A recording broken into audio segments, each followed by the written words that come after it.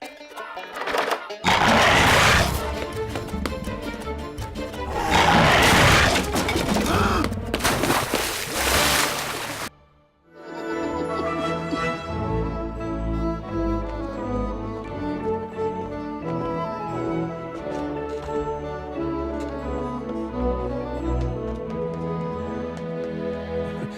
look so solemn, boy.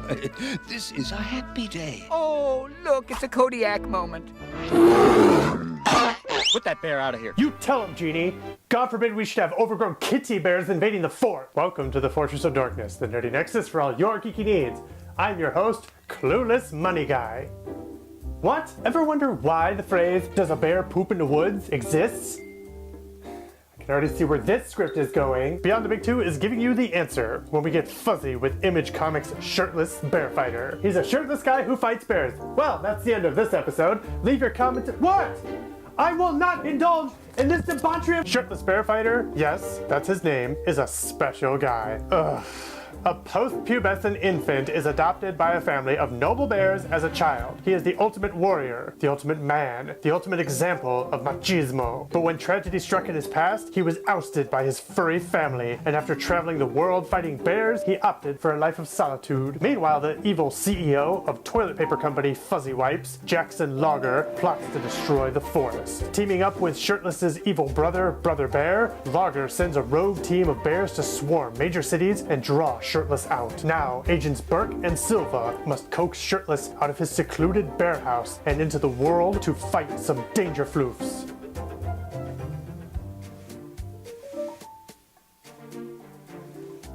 Shirtless Bear Fighter was written by Jody Leop and Sebastian Gerner. Neil Vendrell and Mike Spicer provided backup as they did the art for the story. Image Comics published it in 2017 and somehow squeezed Shirtless's masculinity into just 5 issues. Let's be blunt here. This is a story of a naked guy fighting a bunch of fuzzy wuzzies. However, the execution of the tale is where this comic shines. The story is a parody of tough guy cliches, and somehow it works. The heroic yet disgruntled good guy, the rival family member who betrayed him, the saucy agent who has the hots for him, and the evil corporate exec, it's all here. And if you hadn't guessed by now, humorous visuals and wordplay are the foundations of the tale. You'll be doing double takes as you notice gag after gag and the occasional wordplay, like the villains being referred to as bearerists. I mean, Shirtless's bear plane is made of real bears. Real bears. And retcons of history, like why pandas are only local to China, will have you questioning what you're reading while you're laughing your guts out. The use of onomatopoeias particularly highlights the gags with things like bear punch and bear kick flashing throughout the pages. The art is very cartoonish, presumably done on purpose. Overlaid with a gritty, sharp style, it works in bringing out the humor and tone of the piece. One can only imagine him fighting off the Berenstain Bears. Is this story appropriate for the Cubs?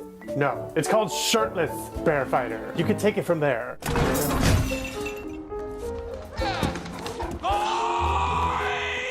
Things like censorship of men's special areas and a pig's chesticles are used for comedic effect. Toilet humor, in this case literally, is also abundant and surprisingly a part of the plot. So grown-ups enjoy it, but keep it clear from the little ones. You can still find single issues of the comic in most places that sell visual print. A trade also exists, made of recycled logger paper, if you care.